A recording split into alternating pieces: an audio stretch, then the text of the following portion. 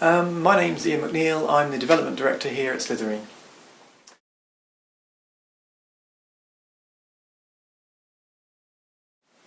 Well, we specialise in games that are based around history.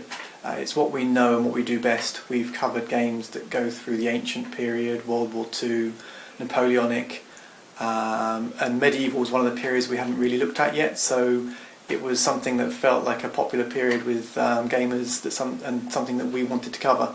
And so when we started looking at the period, the 100 Years' War seemed to stand out as something that would work in a game, so that's why we chose the period.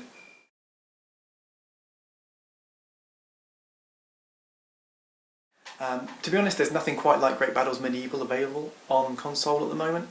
There are other RPGs out there, obviously, but there's nothing quite like this. With Great Bttles Medieval, you have squads which travel with you through the game, and there's up to 16 of those. And each of those squads represents up to 32 men. So you can have around 600-700 men with you, and these guys can all be personalised. And so this is just on a scale. There's nothing been done on this scale before.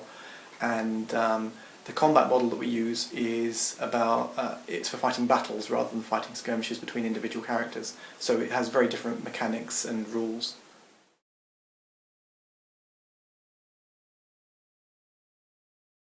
Yes, absolutely. The game can be played on PC over LAN or internet, and on PS3 and 360 through Live and the PlayStation Network. There are numerous ways to play multiplayer. You design your armies offline, and there's a lot of fun in actually building your army. You choose whether you want to have knights with lance. You equip them from the ground up, whether they're mounted, dismounted, what shields, what weapons, what skills. So there's a lot of fun in the army design. And then in the battles themselves, the battles aren't all just head-on clashes. The battles can have objectives and missions. So you may have a mismatched army. You may have a small army versus a larger army. And the balance, the way it's made fair, is that the larger army has to achieve a more difficult objective to win. So there's a lot of different ways to play, and there's a lot of multiplayer modes that people can play with.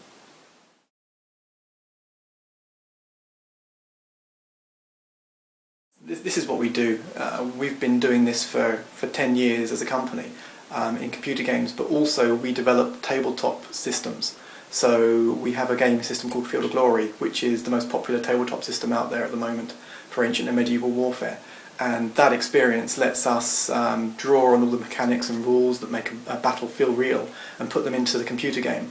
In addition, we're working with the TV company that produces the Deadliest Warrior series, and they use our engine to replicate interactions between warriors from different periods. And so there's a lot of expertise there and a lot of realism.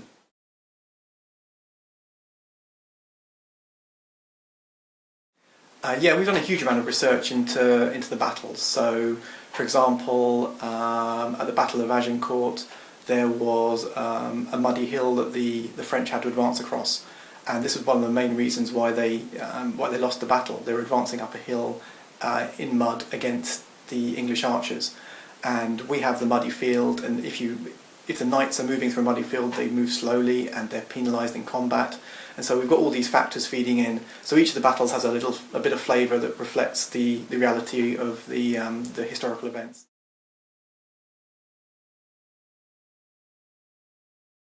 There's a certain amount of information which is very easily available. So swords, axes, the equipment, that's relatively easy to research. That's one part of the game, so you can customise your troops with various types of armour, shields, weapons. In addition to that, you can customise all of your squads with fighting skills. And some of these are fairly more generic, things like swordsmanship and how to parry an attack. But some of these are more advanced, and these are taken from German fighting manuals. They're the medieval fighting manuals. So they've been translated, and we've taken the skills out of those and used those in the game. So there's around 100 different skills in the game, all kinds of very detailed and very advanced manoeuvres that they used to do.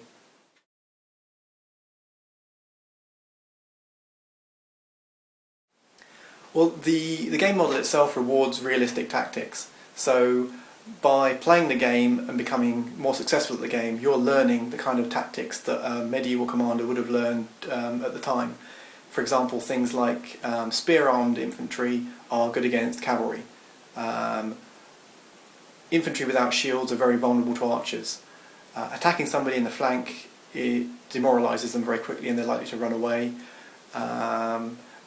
The morale of a unit is almost more important than its combat ability. If you make a unit's morale break and it runs away, it doesn't matter how well equipped they are. Once they're routed, they're defeated. It's these rules and these mechanics that the player will learn from playing the game, and these are real historical things that happened, and so it will give them a basic understanding of how medieval combat would have worked.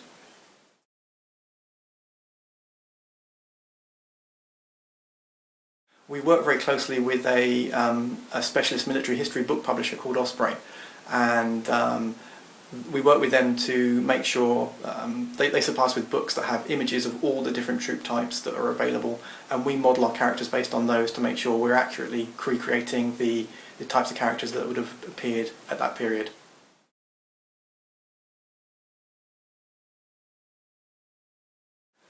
As you move through the game, we start off at the beginning of the 100 Years' War, and the technology is different over the period of over 100 years. Obviously things have changed. So at the start of the game your knights have lighter armour and certain types of weaponry.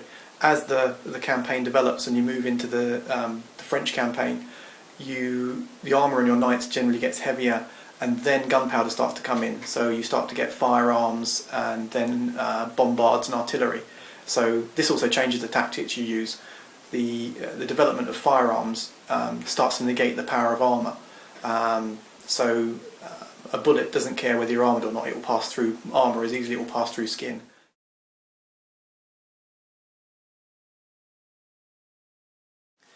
One of the most important things is to look at the equipment your units have got. So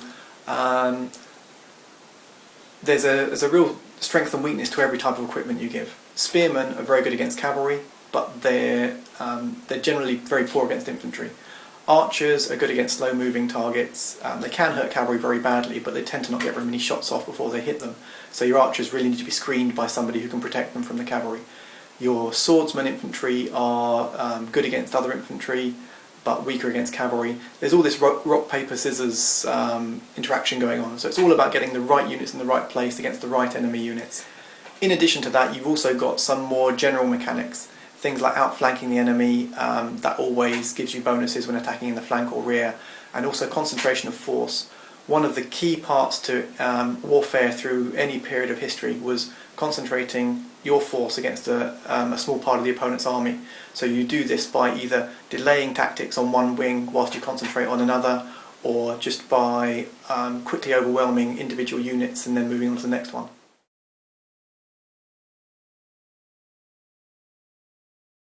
Absolutely. With Great Battles of Rome, there's a lot of feedback on the forums, and we've got a very active community, and we're always listening to them to find ways to improve the games. And we actually have created an extra campaign for the PC version, which you can download from the site, which was in reaction to some of the feedback we got. So there's a new bonus campaign available.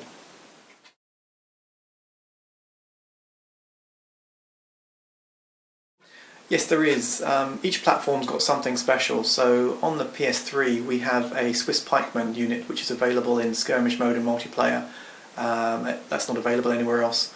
And on the 360 we have a Genoese crossbowman who's only available on the 360.